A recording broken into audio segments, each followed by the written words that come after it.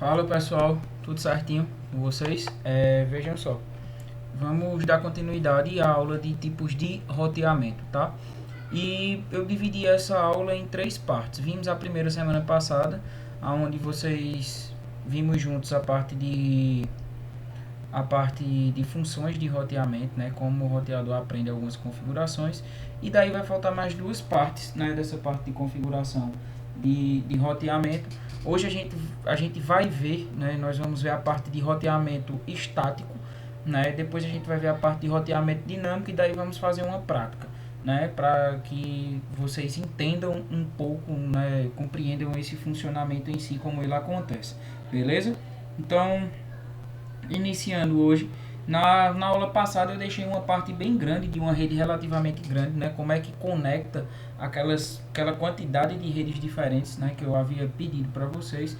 E a gente vai discutir um pouquinho sobre isso hoje ainda, porém falando de roteamento estático, né? De configuração de roteamento estático, que existem duas diferenças basicamente entre eles.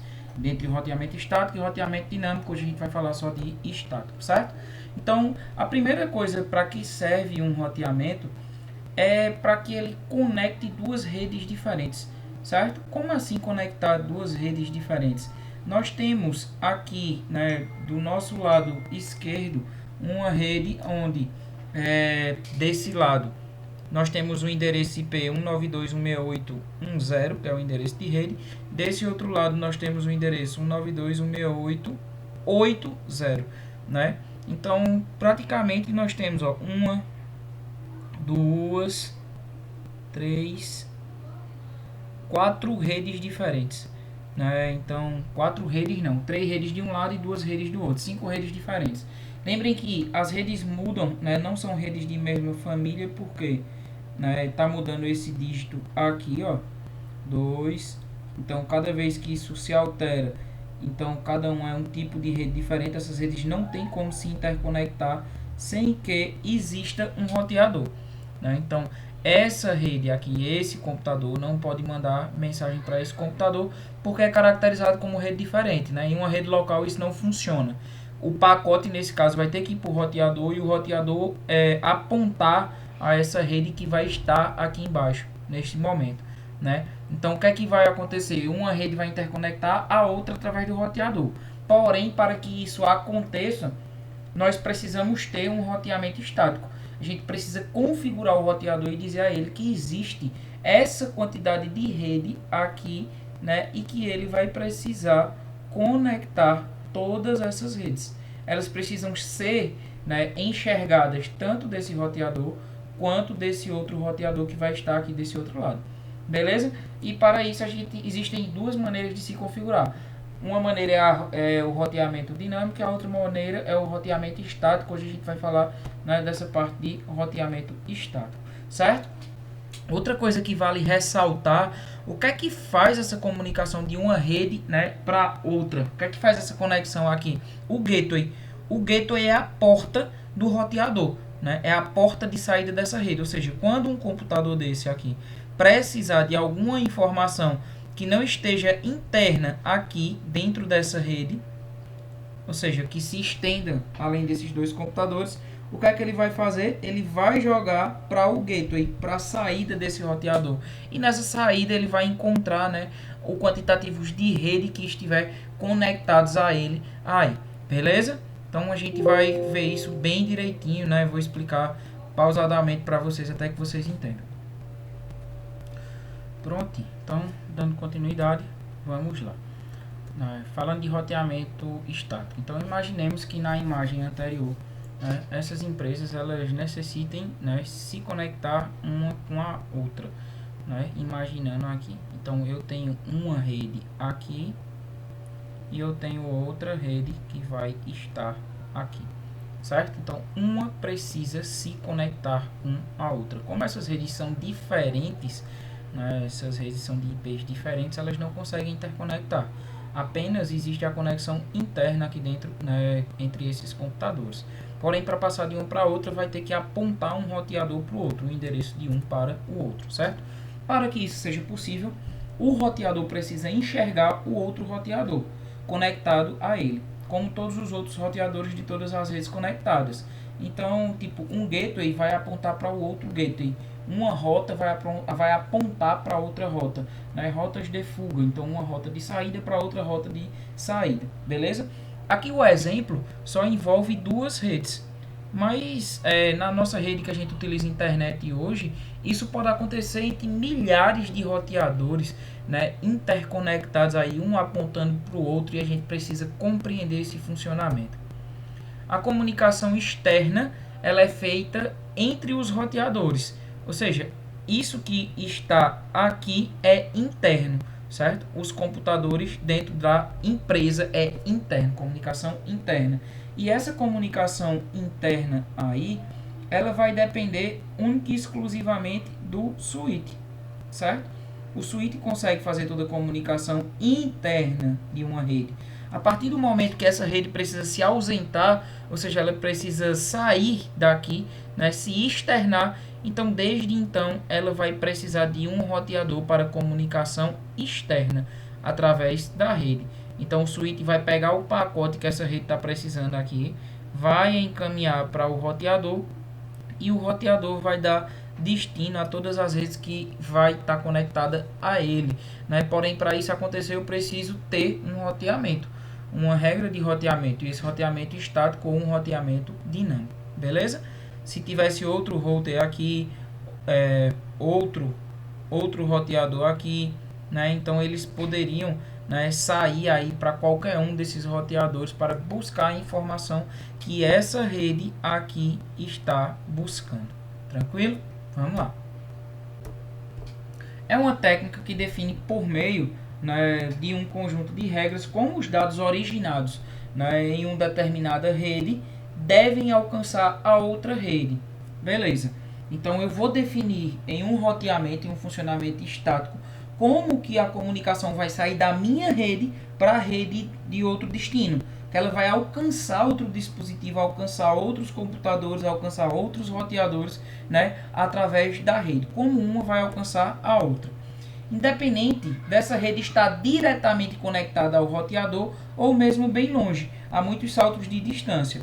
Existe uma regra onde as redes diretamente conectadas, o que é uma rede diretamente conectada? Essa rede aqui, ó, entre esses roteadores, ele está diretamente conectado ao outro. Então, essa rede ela já se enxerga por si só, porque estando diretamente conectado um ao outro, um consegue mandar informação para o outro aí e vice-versa, desde que também esteja programado, beleza? Mas ele também precisa encontrar outras redes. À medida que tem outro roteador aqui do outro lado, né, conectando essa rede aqui, esses dispositivos. Então a rede tem que passar até enxergar e chegar até o dispositivo e retornar, né, para a rede interna dele, beleza? É a área que traz a tarefa mais importante para os profissionais da área de redes. Sem roteamento não existiria comunicação entre as sub-redes, né? Nenhuma rede poderia enxergar a outra se não existisse, né, o nosso famoso aí, roteamento de redes, certo? Cabe ao roteador ou ao computador com várias interfaces de rede fazer o direcionamento dos pacotes de diversas redes. Vocês vão ver lá na parte de servidor, né, também, né, de rede de servidores de sistema operacional da gente vai estar servidor, aonde existem servidores de rede que eles têm várias portas de conexão de rede, aonde eles tomam decisões de envio e de recebimento de pacotes, né? E daí tudo seguindo uma regra, né, de direcionamento de pacote. Ele utiliza informações manualmente configuradas pelo administrador. No caso disso que nós estamos falando, é um roteamento estático, ou automaticamente aprendida por protocolos de roteamento dinâmico, para manter uma tabela interna de rotas, determinando sempre o melhor caminho a seguir o pacote pela rede. Então existem os dois tipos, né, de roteamento. Então nesse exemplo que está aqui, manualmente, eu preciso dizer a uma rede que existe outra rede do outro lado. Da mesma forma, na outra rede eu preciso informar que existe outra rede com outros dispositivos e outros roteadores ao contrário dela, do outro lado, beleza? Um protocolo dinâmico, automaticamente ele já enxerga a rede chamando apenas, né, o protocolo a qual ela pertence. protocolo que você quer utilizar na rede de roteamento dinâmico automaticamente chama o protocolo e o protocolo já captura todo mundo, né, que está ao seu redor. Diferentemente do roteamento estático, que eu preciso informar rota a rota, né, cada informação dessa, quem está do seu lado, quem não está do seu lado e assim por diante. No roteamento estático, o roteador somente conhece as rotas e subredes por meio de configuração manual das informações pelo administrador, né? Então, o administrador da rede vai precisar manualmente dizer, ó, tem outro roteador lá do outro lado, ó, tem outro roteador do outro lado, tem mais outra saída. Se a gente pegar esse exemplo, né, esse nosso primeiro exemplo aqui, quantas rotas vão existir, né, nessa rede? Quantas rotas disponíveis? Como é que a gente sabe? Observando pela saída dos gateways, pelas as saídas do roteador. Então, cada uma dessa daqui, estaticamente, né, manualmente, eu preciso dizer no roteador que elas existem. Que isso vai ser daqui a pouco a atividade, né, que eu vou definir para vocês ao final da aula, beleza? Essa técnica consome menos recursos de processamento do roteador e implica em menos tráfego de rede. Como assim, pessoal? Por exemplo, ela vai consumir menos tráfego, por quê? Porque ela manualmente ela só vai ter aquela rota, manualmente ela só vai ter aquela saída. Se a gente pegar um exemplo, né, de chegar em uma determinada rua e perguntar, né, àquela vizinha ou aquele vizinho, né, que toma de conta da vida de todo mundo, aonde é a casa de alguém. Você sabe aqui onde mora Antônio? Então o cara vai dizer, ó, naquela casa ali, mas tu vai por aqui que é melhor. Ele só chega em casa às 7 horas da noite, porque 7h30 vai levar o menino na escola, depois ele volta, vai pra natação, vai jogar futebol, vai não sei o que. Sempre tem um vizinho desse. E isso é a função do nosso roteador, né, que vai implicar menos tráfego. Então assim, ele só vai poder, né, achar a comunicação por um único caminho. Ele só vai poder, ou seja, a única maneira de chegar à sua casa é apenas por um único caminho. Você não pode entrar por uma rua diferente e arrodear até chegar na sua casa. Em um roteamento estático, você utiliza uma única rota, um único caminho, sempre, né? Ele não vai alternar sobre essa rota aí. À medida em que a rede vai crescendo, essa configuração vai ficando inviável, onde qualquer alteração que aconteça na rede irá alterar todos os endereços de funcionamento de todas as rotas. O que é que acontece? Os protocolos dinâmicos eles vão influenciar muito nessa parte de consumo de processamento. Por quê? Porque eles ficam atualizando sempre para ver as rotas que estão mudando, né? Por isso que a gente chama de roteamento dinâmico, roteamento automático, aí através da rede, porque ele sempre vai alterar, né, as rotas aí do funcionamento da rede. Então, à medida em que essa rede cresce, fica complicado de você gerenciar e de você informar todas as rotas manualmente, né? Onde qualquer alteração que venha a acontecer nessa rede, você precisa alterar todo o seu funcionamento, todos os seus endereços, todas as suas rotas, porque uma depende da outra, beleza? Vamos lá. Roteamento estático. Cabe ao administrador da rede fazer a configuração e a adição manual das rotas, né? Então, como a gente falou lá no início, manualmente ele precisa ir lá, né, e colocar a rota em um determinado dispositivo para que ele enxergue o outro aí, certo? Então, isso é um processo de roteamento, né, estático, de roteamento manual. Então, é construído, né, manualmente pelo administrador da rede, todas as rotas, todas as configurações, beleza? É fundamental que exista uma tabela manual de endereço IP entre as duas redes conectadas. Então vai ter que ter um papelzinho, né? A tabela tá aqui, que no caso vai ser a atividade que vocês vão ter que me responder, né? Aí vocês colocam no caderno e postam lá no Google Classroom, né? Eu vou explicar daqui a pouquinho a atividade para vocês. É fundamental, né, que tenha a tabelinha em papel, como o roteamento é manual, diferente do roteamento dinâmico. No roteamento dinâmico a tabela é criada automaticamente dentro do roteador, certo? E no estático não.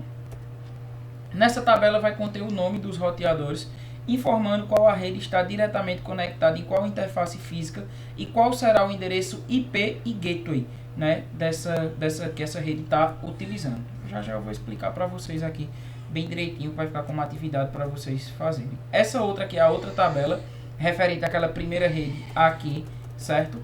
E daí eu vou mostrar para vocês. A primeira tabela, essa é a segunda, né? Então a segunda tabela deve ser preenchida informando quais as redes cada roteador não conhece, né? Qual não está diretamente conectada a ele.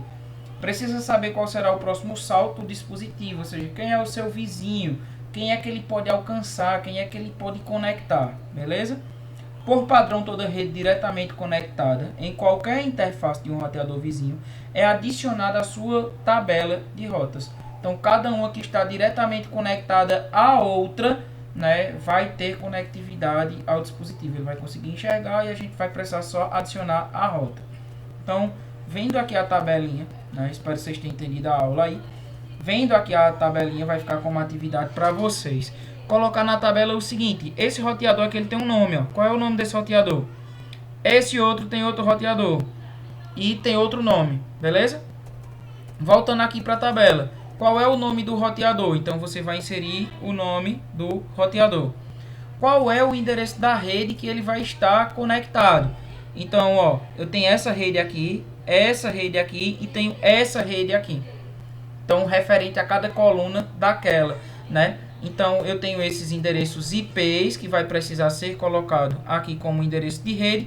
Qual a interface que esse roteador está, né, conectado a ela, né? Então, por exemplo, aqui vocês colocam a interface, ó, 1, referente, interface 2, interface 3, interface 4, né, para esse dispositivo. Então, coloca na interface, no caso do roteador que tem o nome dele aí. Esse endereço IP aqui final da tabela vai ser o endereço de gateway, certo? Esse endereço aqui final vai ser o endereço de gateway. Então, esse endereço de gateway aqui dessa rede, né, vai ser o endereço da saída. Então, qual é o IP que você vai definir para colocar aqui na interface 1, ou seja, nessa porta 1 aqui, pertencente a essa rede? É o endereço válido que você quiser escolher aqui para o final, certo? Então, só é repetir o processo e colocar e criar as duas tabelinhas para essa rede aqui desse determinado roteador e da segunda tabela, que é esse outro roteador aqui. É o que eu vou querer como atividade para vocês dessa semana, para a gente praticar e a gente entender o funcionamento lá na prática. Beleza? Qualquer coisa é só falar para a gente tirar a dúvida. Valeu, pessoal!